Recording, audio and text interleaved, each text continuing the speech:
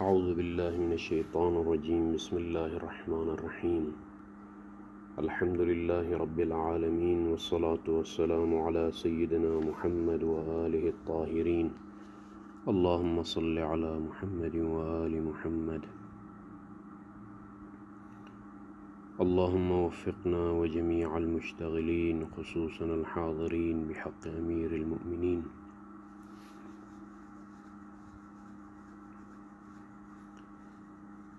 بحث ہماری مسئلہ ثانیہ جو کہ مسائل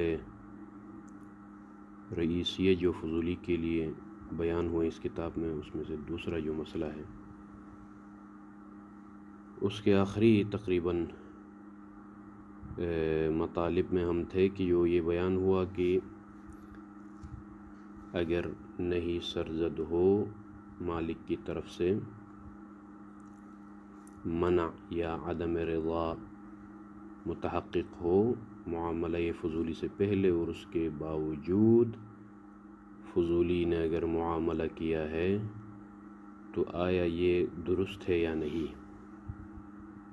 شیخ اعظم انصاری کا دعویٰ یہ ہے، اگرچہ بعض فقہا بطلان کی طرف گئے ہیں لیکن شیخ نے یہ دعویٰ کیا کہ یہ بھی سابقہ مسئلے کی طرح یہ معاملہ یہاں پر درست ہے مشہور کے نزدیک۔ پھر اس کے بعد شیخ نے یہ بیان کیا کہ جو ہے جو بطلان کی طرف گئے ہیں ان کے پاس دو ہی دلیل ہیں۔ پہلی دلیل یہ ہے کہ انہوں نے کہا کہ بھئی جو ہے صحت فضولی پر ہمارے پاس جو دلیل ہے وہ روایت عروہ بارقی ہے، اور روایت عروہ بارقی سے زیادہ جس صحت فضولی کا استفادہ ہوتا ہے وہ صورت اولیٰ ہے کہ جہاں پر نہی سابق نہ ہو، لیکن چونکہ یہ صورت جو ہماری مورد بحث ہے اس میں نہی سابق ہے مالک کی طرف سے، لہٰذا وہ روایت عروہ اس کو شامل نہیں کر سکتی، تو یہ معاملہ باطل ہوگا۔ یہ والا مسئلہ جو کہ ہمارا مورد بحث ہے اس یہاں استفادہ نہیں کر سکتے ہیں روایت عروہ بارقی سے۔ کیوں یہ روایت اس صورت کو شامل نہیں کر سکتی؟ اس لیے کہ اس روایت میں نہی سابق اس صورت میں نہی سابق مفروض ہے، یعنی عدم رضا متحقق ہے۔ اما صورت اولیٰ جو روایت عروہ شامل کرتی ہے اور معاملہ فضولی کو ہم نے درست قرار دیا، وہاں پر چونکہ نہی سابق نہیں ہے، عدم رضا قبل بیع الفضولی نہیں ہے، اور پیغمبر اسلام کی رضا قرینہ مقامیہ یا حالیہ کے ذریعے سے عروہ جانتا تھا کہ پیغمبر اسلام میرے اس فعل سے راضی ہیں، تو لہٰذا وہ روایت اس کو شامل کرتی ہے۔ دوسرا ان کا جواب ان کی دلیل یہ تھی جو بطلان کی طرف گئے ہیں کہ جو آج ہم اس کا جواب بیان کریں گے کہ نہیں سرزد ہونے کے بعد یہ نہیں اور عدم رضا ولو آنما عقد فضولی کے بعد ایک لحظے کے لیے بھی یہ نہیں اور عدم رضا موجود ہو تو پھر اس کے بعد مالک اجازت بھی دے دے، یہ اجازت فائدہ مند نہیں ہے، اس لیے کہ الاجازت بعد الرد لا تفید۔ انشاءاللہ یہ مسئلہ تفصیل طور پر آئے گا بحث اجازہ میں۔ یہاں پر بھی جب عدم رضا متحقق ہے معاملہ فضولی سے پہلے، اور یہ عدم رضا ولو ایک لحظے کے لیے بھی معاملہ فضولی کے بعد ایک لحظے کے لیے بھی ہو تو پھر اس کے بعد اجازت بھی آ جائے، اس اجازت کا کوئی معنی نہیں ہے۔ تو یہاں تک یہ مطلب جو ہے بیان ہوا تھا، لیکن ایک فرع بھی ذکر ہوا تھا جیسا کہ اور عدم رضا میں ہاں یہ جو نہیں کہا ہم نے کہ جو ہے نہیں ہو مالک کی طرف سے، اور یہ نہیں ولو جو ہے ضروری نہیں ہے کہ نہیں صریح ہو، بلکہ عدم رضا بھی کافی ہے مالک کی طرف سے رد واقع ہونے کے لیے۔ فرض کیجئے معاملہ فضولی کے بعد بھی عدم رضا، یعنی نہی صریح تو نہیں ہے، لا تبع کہہ کر اعلان تو نہیں کیا ہے، لیکن پتہ چل جائے کہ جو ہے مالک قلب سے راضی نہیں ہے، ولو معاملہ فضولی کے انجام دینے کے ایک لحظے کے بعد بھی، تو یہ عدم الرضا رد متحقق ہونے کے لیے کافی ہے۔ عدم الرضا رد متحقق ہونے کے لیے کافی ہے، اور رد متحقق ہو تو پھر جو ہے بات میں اجازت کارآمد نہیں ہے۔ شیخ اس چیز سے جواب دیتے ہیں، کہتے ہیں کہ وَأَمَّا مَا ذُكِرَ مِنَ الْمَنْعِ الْبَاقِي بَعْدَ الْعَقْدِ، یہ جو دوسری مستند اور دلیل پیش کی کہ جو ہے بھئی چونکہ مفروض ہمارا یہ ہے کہ منع موجود ہے، ولو جو ہے بعد العقد، عقد کے بعد ولو آنما ایک لحظے کے لیے بھی، تو یہ انہوں نے یہ کہا کہ جو ہے یہ عدم الرضا یا منع جو کہ عدم رضا کی صورت میں ہے، یہ رد متحقق ہونے کے لیے کافی ہے۔ شیخ کہتے ہیں کہ فَلَمْ يَدُلَّ دَلِيلٌ عَلَى كَوْنِهِ عَلَى كَوْنِ مَنْعِ الْمَالِكِ، جو کہ عدم الرضا کی صورت میں ہے، یہ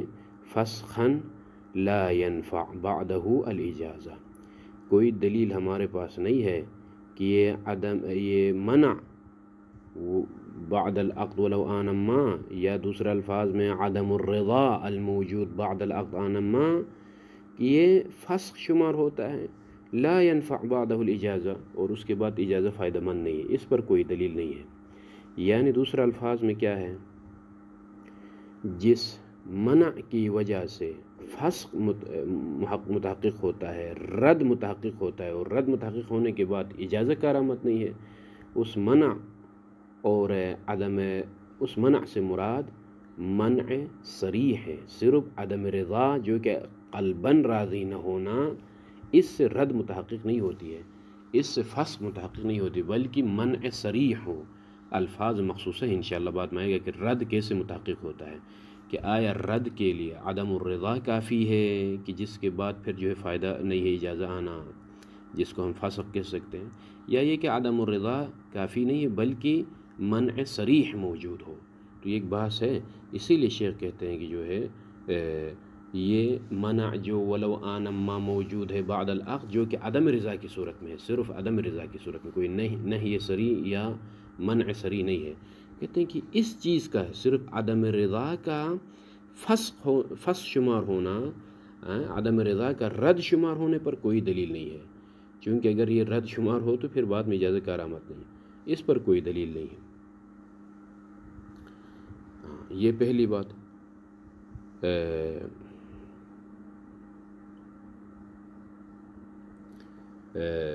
مختصر الفاظ میں مجرد عدم رضا باطنی، جو کہ ابراز نہیں کیا، ظاہر نہیں کیا، صرف قلباً جو ہے راضی نہیں ہے، کہ یہ مالک کی طرف سے اس طرح سے عدم رضا قلبی لا یکفی فی تحقق الفسق فی تحقق الرد، تعین کی بات میں اجازت آ جائے تو وہ کارآمد شمار نہ ہو، ایسی بات نہیں ہے، چونکہ اس پر کوئی دلیل نہیں ہے کہ صرف عدم رضا قلبی کو آپ جو ہے فسق شمار کریں۔ خوب، اس کے بعد جو اس مد مقابل نے جو فرعی مسئلہ بیان کیا تھا کہ جیسا کہ رد کے تحقق کے لیے، فسق کے تحقق کے لیے عدم رضا کافی ہے، اس پر جو ہے علماء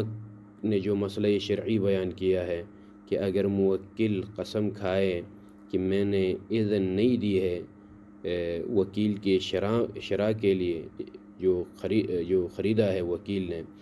اس خریداری میں جو وکالت کا دعویٰ کر رہا ہے وکیل، میں نے اس کو وکالت نہیں دی ہے، اگر موکل یہ قسم کھائے تو کہا کہ جو ہے انفسخ العقد، عقد فسخ ہوتا کہا وہاں پر، کیوں؟ اس لیے کہ حلف قسم کھانا اس علیہ، اس عدم اذن پر قسم کھانا امارت ہے عدم رضا کے لیے۔ یہ فرعی مسئلہ متفرع کیا تھا کہ جو ہے عدم رضا کافی ہے تحقق رد اور فسق کے لیے، اس کے لیے مسئلہ کیا بیان ہوا، اگر موکل کہے کہ وکیل نے جو چیز خریدی ہے اور وکالت کا دعویٰ کیا ہے، میں قسم کھاتا ہوں کہ جو ہے یہ وکیل نہیں ہے، میری طرف سے بینوان وکیل یہ معاملہ نہیں کیا ہے، چونکہ میں نے اذن نہیں دی ہے، جب میں نے اذن نہیں دی ہے تو یہ میرا وکیل نہیں ہے۔ تو یہاں پر معاملہ فسخ ہوتا ہے، کہا ہے فقہا نے۔ یہاں کیوں فسخ ہوگا اگر وکالت کی نفی پر اگر قسم کھائے موکل؟ تو کہتے ہیں اس لیے کہ حلف قسم کھانا الامارت ہے کس بات کے اوپر کہ میں راضی نہیں ہوں، عدم رضا، اور بس یہ عدم رضا کی وجہ سے معاملہ فسخ ہو گیا۔ شیخ کہتے ہیں کہ وما ذکرہ فی حلف الموکل غیر مسلم، جو فرعی مسئلہ ذکر کیا ہے کہ تحقق رد اور فسخ کے لیے فرعی مسئلہ قسم والا جو مسئلہ ہے، کہتے ہیں کہ جو حلف موکل کی بات ہے وہاں پر اولا میں تسلیم ہی نہیں کرتا ہوں۔ یعنی کیا مطلب میں تسلیم نہیں کرتا ہوں؟ یہ جو کہا گیا کہ جو ہے فسخ کی وجہ سے عدم رضا، بلے قسم کی وجہ سے قسم امارت ہے عدم رضا پر، کہتے ہیں کہ میں عدم رضا شرع پر میں اس چیز کو تسلیم نہیں کرتا ہوں۔ کیوں تسلیم نہیں کرتا ہوں؟ اس لیے کہ کیا معلوم، چونکہ احتمال قوی میرے پاس ہے، یہ جو قسم کھائی ہے وہ وکالت کی نفی پر قسم کھائی ہے، نہیں کہ عدم رضا عن اصل شرع۔ کوئی یہ کہہ سکتا ہے، ممکن ہے اصل شرع وکیل کی بار راضی ہو، لیکن جو وکیل نے وکالت کا دعویٰ کر کے جو معاملہ کیا ہے اس وکالت سے وہ راضی نہ ہو۔ تو لہٰذا یمکن ان یکون الحلف علی نفی الوکالہ لا علی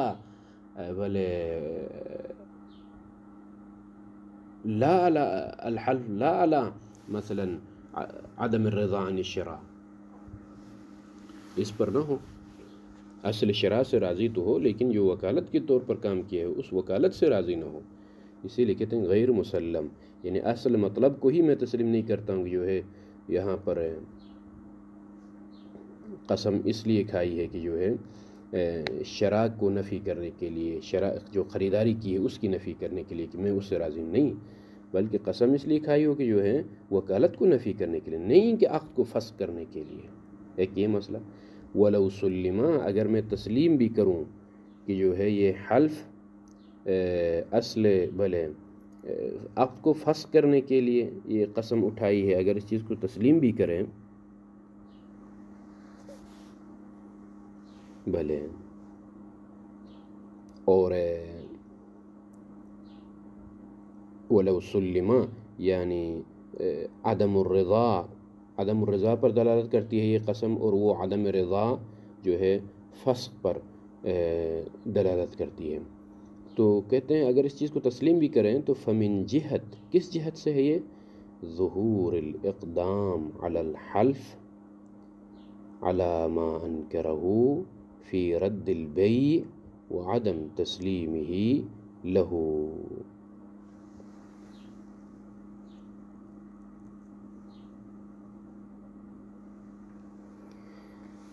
تو اس مطلب کو ترجمہ کرنے سے پہلے سمجھنا ضروری ہے کہ اگر میں تسلیم بھی کروں کہ ظہور اس میں ہے کہ یہ جو روایت جو فرع بیان کیا ہے وہ کہ عدم رضا ظہور رکھتا ہے رد میں، عدم رضا کی وجہ سے فسق متحقق ہوتا ہے، رد متحقق ہوتا ہے، اگر اس ظہور کو تسلیم بھی کریں تو کس اعتبار سے ہے؟ یہ من باب عدم رضا کو ظاہر کیا ہے قسم کے ذریعے سے، یعنی قسم گو یا من جملہ اس عدم رضا کو اظہار کرنے کے لیے ایک مبرز کے ذریعے سے، نہیں کہ مجرد عدم رضا فسق ہے، بلکہ عدم رضا کہ جس کا اظہار قسم کے ذریعے سے کیا ہے، حلف کے ذریعے سے کیا ہے۔ لہذا صرف یہ عدم رضا قلبی نہیں کہا جائے گا، بلکہ عدم الرضا المبرز بالقسم یعنی بالحلف، وہ عدم رضا جس کا اظہار حلف کے ذریعے سے کیا ہے۔ لہذا یہ حلف من جملہ مبرزات میں سے، ظاہر کرنے والی چیزوں میں سے ہے جو دل میں چیز موجود ہے، نہیں کہ مجرد عدم رضا قلبی یہاں پر جو ہے کیا ہوگا فسق شمار یا رد شمار ہو۔ اسی لیے کہتے ہیں کہ یہ جو ظہور ہے عدم رضا رد میں، وہ نہیں کہ مجرد صرف جو ہے عدم رضا کی وجہ سے، بلکہ فمن جہت ظہور الاقدام علی الحلف، حلف پر جو اقدام کیا ہے، حلف کس بات پر؟ علی ما انکرہ،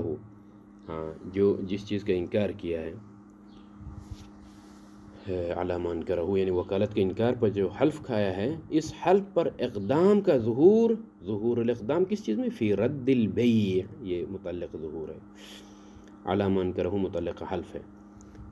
جہت ظہور الاقدام فی رد البیع، رد بیع میں یہ اقدام ظہور رکھتا ہے، بلے وعدم تسلیمہ، اور وعدم تسلیم الموکل، موکل کے عدم تسلیم پر ظہور رکھتا ہے، لہو اس چیز کو، لہو کی ضمیر یعنی ما انکرہ کو تسلیم نہ کرنے پر جو ہے، نہ کرنے میں ظہور رکھتا ہے۔ اور دوسرا الفاظ میں یہ گویا حلف اس باب سے ہے کہ کراہت قلبی کا اظہار کر رہا ہے بمبرزن قولی، ایک مبرز قولی، یعنی صرف مجرد عدم رضا قلبی نہیں ہے، بلکہ اس عدم رضا قلبی کا اظہار، کراہت کا اظہار حلف کے ذریعے سے کر رہا ہے۔ خوب، اس کے بعد شیخ اعظم فرماتے ہیں کہ وہ مما ذکرنا، جو ہم نے ذکر کیا، کیا ذکر کیا؟ کہ کراہت باطنی، عدم رضا قلبی رد شمار نہیں ہوتی ہے، یہ ہم نے ذکر کیا، بلکہ اظہار ہونا چاہیے، تب جو ہے فسق و رد ہوگا۔ اس سے یظہر وجہ صحت عقد المکرہ بعد الرضا،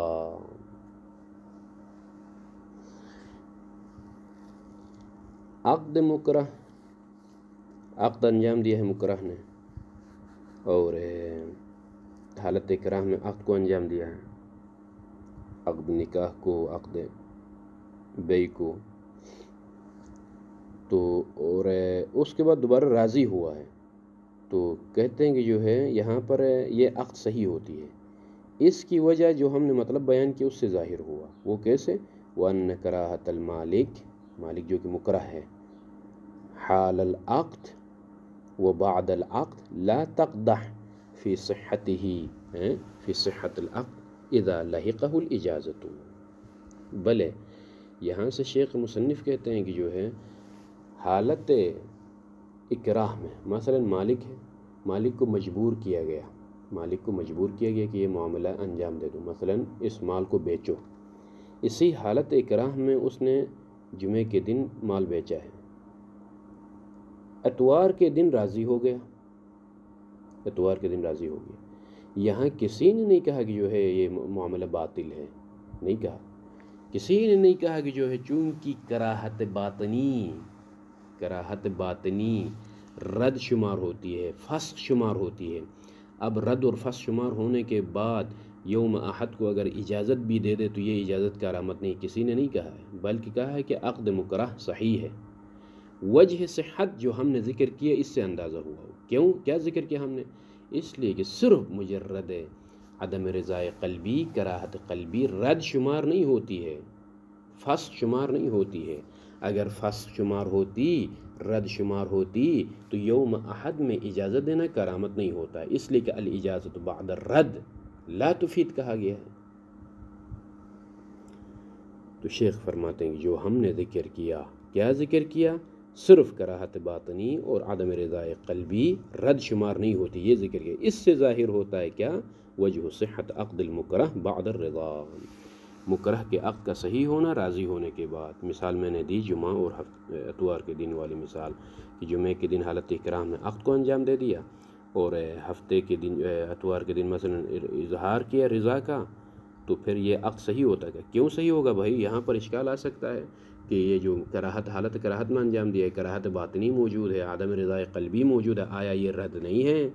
اور اگر رد ہے تو پھر اجازت اور بعد میں راضی ہونے کا کوئی معنی نہیں رکھتا ہے۔ کہتے ہیں کہ وَأَنَّ كَرَاهَةَ الْمَالِكِ حَالَ الْعَقْدِ وَبَعْدَ الْعَقْدِ، حالت عقد میں اکراہ کی حالت میں ہونا، یا جو ہے بعد العقد آنا، ما جو پر کہا کہ ایک لحظے کے لیے بھی جو ہے اگر وہ کراہت باقی ہو، تو کہتے ہیں کہ یہ کراہت لا تقدح فی صحته، فی صحت العقد اذا لحقہ الاجازہ، اگر بعد میں اجازہ ملحق ہو۔ کیوں لا تقدح، لا تضر؟ اس لیے کہ یہ کراہت باطنی رد شمار نہیں ہوتی ہے، عدم رضا باطنی رد شمار نہیں ہوتی ہے،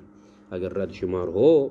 تو پھر جو ہے بعد میں لحقہ الاجازہ کا کوئی فائدہ نہیں ہوگا، اس لیے کہ مسئلہ قاعدہ مسلم ہے کہ الاجازت بعد رد بیع الفضولی من قبل المالک لا تفید کہا گیا ہے۔ اگر یہ رد شمار ہو تو پھر بعد میں الحاق اجازت کا کوئی فائدہ نہیں ہوگا۔ الحمدللہ اسی کے ساتھ مسئلہ ثانیہ بھی تمام ہو گیا، یعنی 3 رئیسی مسائل میں سے مسئلہ اولیٰ سے ہم فارغ ہو گئے اور مسئلہ ثانیہ سے فارغ ہو گئے۔ اب ہم ایک تفصیلی مسئلہ جو کہ مسئلہ ثالثہ ہے اس میں ہم داخل ہو رہے ہیں انشاءاللہ تعالی یأتی غد، وصلی اللہ علی محمد وآلہ الطاہرین۔